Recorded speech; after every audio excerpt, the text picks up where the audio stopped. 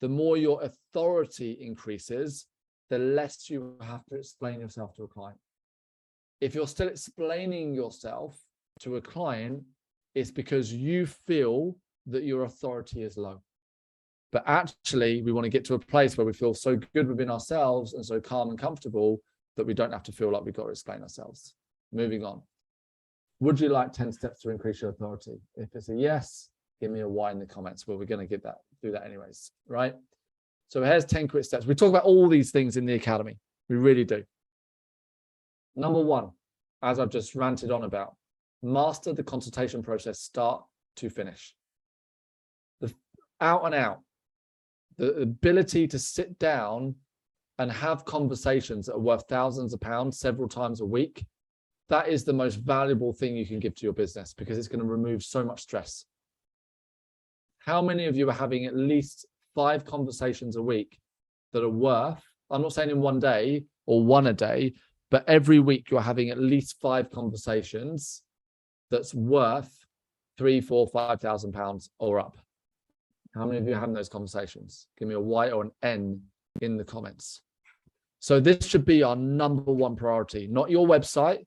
My website has been shite for years, right? We've only finally got it to a point where I'm even, and it's just a shop window. I don't really care about the website, to be honest. I really don't. Yeah, I do when we're ready to scale up, but right now things are happening anyways. But, you know, I'm not worried about websites. I'm not worried about how many times I post on Facebook a day, how many TikToks I do a day. I really don't care. I'm pushing TikTok at the moment because it's growing and it's working and it's fun and it's the platform to be on. But the fact is that if I'm not having 30 grand worth of conversations every week, that's where I'm at. In my head, I'm like, I want to be making invites. I want to be, and sometimes like I did a Zoom call with you all, or Facebook Live yesterday, and I said, hey, I'm running this retreat. I've already had like 50 grand worth of conversations this week because people are already buying into the retreat. Do you see what I mean? So, and retreat and other things, we're doing consulting, so on and so forth. Number one is you've got to normalize having conversations that are worth thousands of pounds. And the only way to do that is to have lots of them. Because if it's only now and then, you'll never get comfortable with it. It's like if you go to a swimming pool and there's a diving board and, you know, you only go once a year, you go to the top of that diving board and you go to jump off, you're going to shit yourself every single time, right?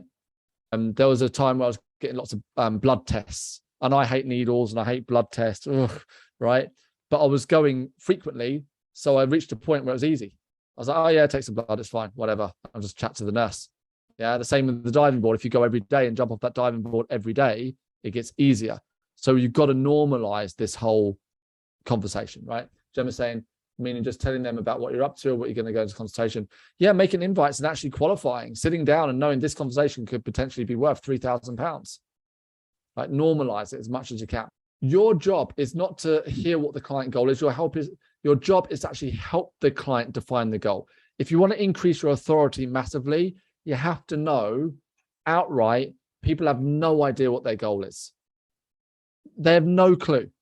When you sit down with somebody and say, what do you want?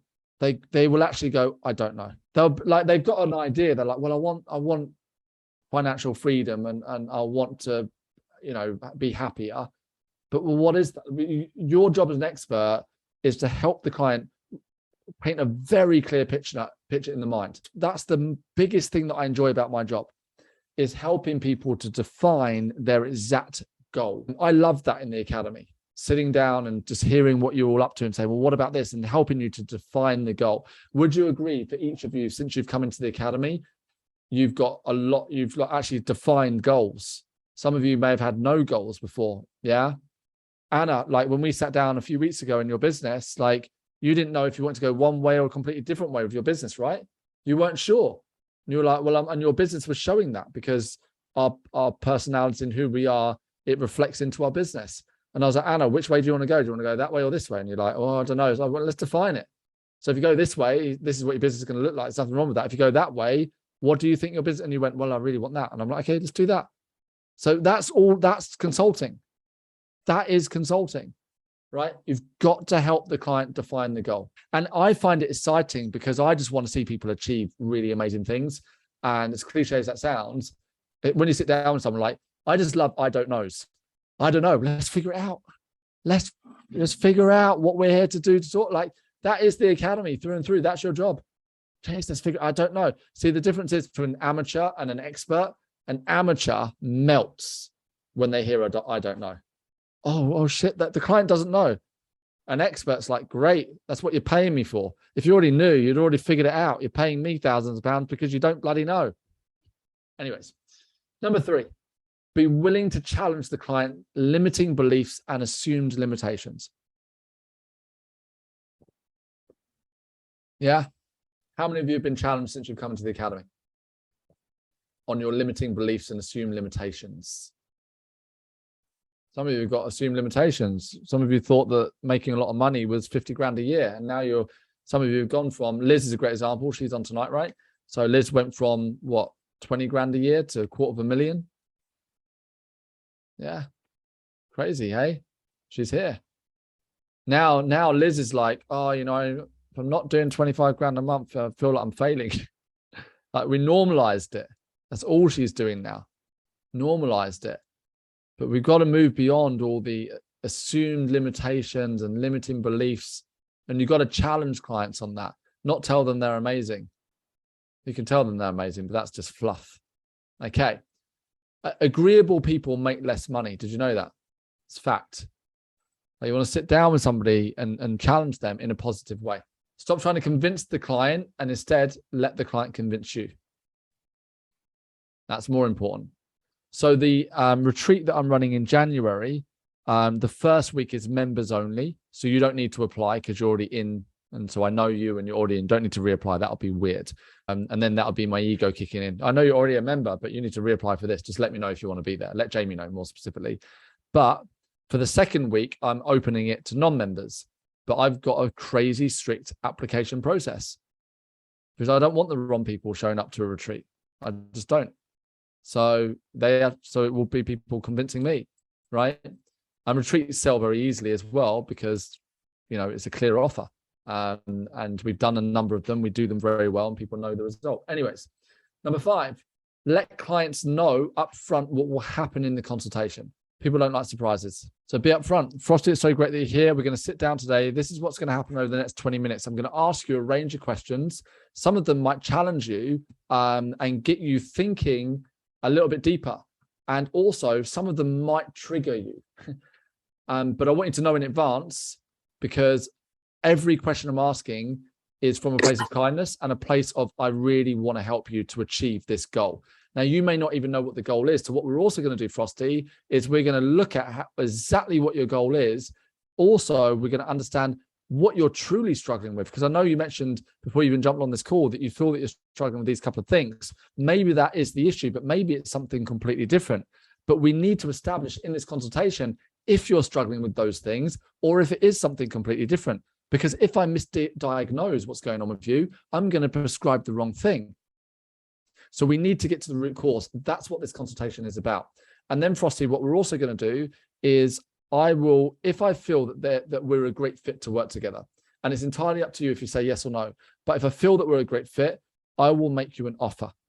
And I'll likely give you 2 options around that offer. One will probably be to work together for 3 months and one together for 6 months. However, to achieve a specific transformation. How does that sound, Frosty? Wonderful. Let's get started. Transparency up front. This is being recorded tonight, so you can go through this again if you need to. But honestly, I cannot tell you the amount of times that I've had team members that worked for me when I was on board cruise ships as a manager who were lovely and kind and had lots of empathy, and they got pushy sales complaints. And they didn't get it. They're like, but I'm the loveliest person you'll ever meet. Who gives a shit? You weren't upfront with the client. You didn't tell them up front what was going to happen in the consultation. So out of nowhere, you went and offered them this $2,000 solution. And the client was like, where the hell did this come from? Meanwhile, I've got, some cocky 22-year-old personal trainer or beauty therapist who's selling at the highest level because what she's doing is letting the client know, by the way, this is what's going to happen in the consultation. We're going to sit down, we're going to have 15 minutes together, and we're going to talk about this, this, and this. And then I'm going to make you an offer with your permission, of course. So just by letting the client know up front, immediately your authority increases and the pressure leaves the room as well. Give me a Y in the comments if this is fair. Okay, good stuff. Number 6, be upfront about your pricing and how you work with clients. We talk about this all the time in the academy, so I'll move on to number 7. Work as a team with the client. The moment it's a you versus them, I've got to sell to the client, game over. Then we're going to be convincing them, so on and so forth. We must be a team. Every healthy relationship, business, pleasure, marriage, comes down to working as a team. And you either work as a team like this, but the moment you're like this, it's game over. Would you agree with that? Divorces happen because of, divorces have happened because a couple are arguing over dishes. But then you get marriages that survive a lifetime that go through hell and back. But that couple stay as a team. And because they stay as a team, they work. Now, I've experienced it with clients. You've all experienced it with clients. The fact is that 1 or 2 clients who are trying to pick apart, move away from that. Focus on being a team. It's taken a long time to get to this stage. But the moment a client starts, doubting your method, doubting your, well, why do you charge that? I get cheap down the road. So it's not for everyone. Go down the road. It's fine. You're not going to be perfect because the pressure that we put on ourselves when we're working with the wrong clients and trying to convince the wrong clients is we keep trying to be perfect, and you'll never be perfect for the wrong client. You'll never be able to say the right thing to the wrong person. That's one thing I've learned in life. How many of you have been in a relationship like that? You're trying to do everything right, but it was the wrong person. So whatever you do is always going to be wrong, right? That's a commoditized business where you're working like crazy and you're just like not getting anywhere. You want to get to a point where you're like, I work and you know how you bring these clients in, not the law of attraction. You bring them in by stating that publicly. You say, I have learned to work as a team with my clients. And as a result, I have some boundaries and also I have some expectations with my clients. But as a result of that, we have a wonderful team situation. So clients will want that. They'll be like, I want some of that. Make the switch within your mind that you're helping your clients transform. You're not selling a service or product.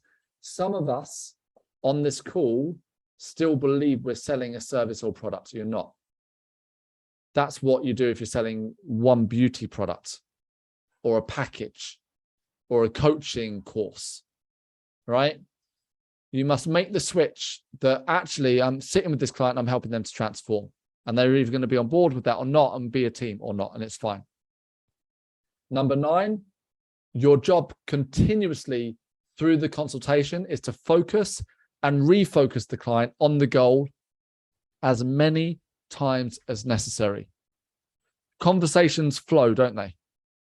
But when you lose a conversation is when you're no longer even talking about the original goal. You're now talking about these 27 different things. You always bring it back to the goal, bring it back. How many of you have been on Zoom calls in this academy and I've paused you when you've been talking and I've said, hold on a sec there for a moment, Lynette. Can we just bring it back to the goal that you said you wanted? If you've been in this academy for more than 6 months, you've heard me say that at least 100 times. Okay? Bring them back. Because if we let people talk, they'll just talk. Number 10, be willing to confirm the next step with the client or make another recommendation. It's that simple. You're either being willing to ask for the sale, let's move forward, or you're saying, hey, actually, I don't feel we're right for each other at this time. So you make another recommendation. And that's where step 5 has changed in the 5 steps.